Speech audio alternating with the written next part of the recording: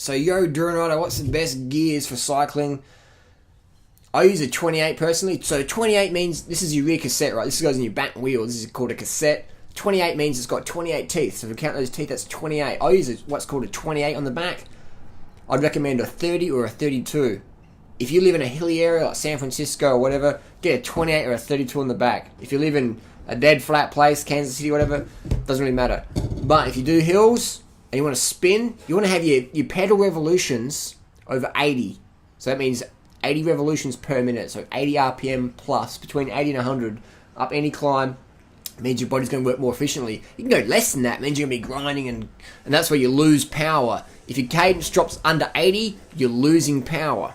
People go, I just ride my bike to work. I just ride it from kit. Efficiency is what we want.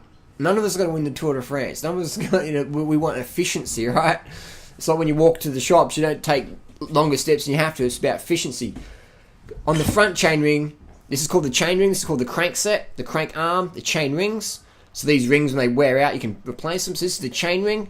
And this is a 50, so it's a 50 teeth. So if we count the teeth, it's 50 teeth on the big one. The little one is a 34. So that's what I recommend, is a 50, 34 on the front, and a 28 or a 32 on the back, if you'd like to do the climbing.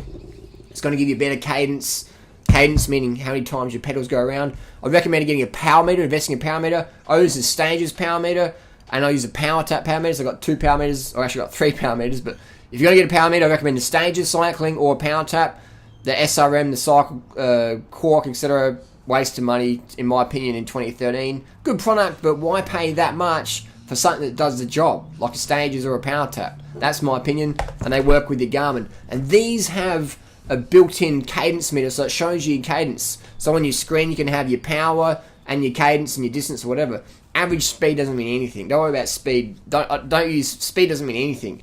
It's your power and your cadence is all that matters in cycling. So if you want to get fitter, I'd recommend getting a power meter. It's going to change the game for you. Might take a few rides to get used to how to use it, but it's going to be a game changer. Get that 28 on the back, or a 30 or a 32, and get that compact crank set up the front. So it's the 50-34. I'll type it in the description down below, some tips, and this is how you climb better, and you save your knees, and you love cycling. Thanks for watching. Post your comments and questions down below. See you next video.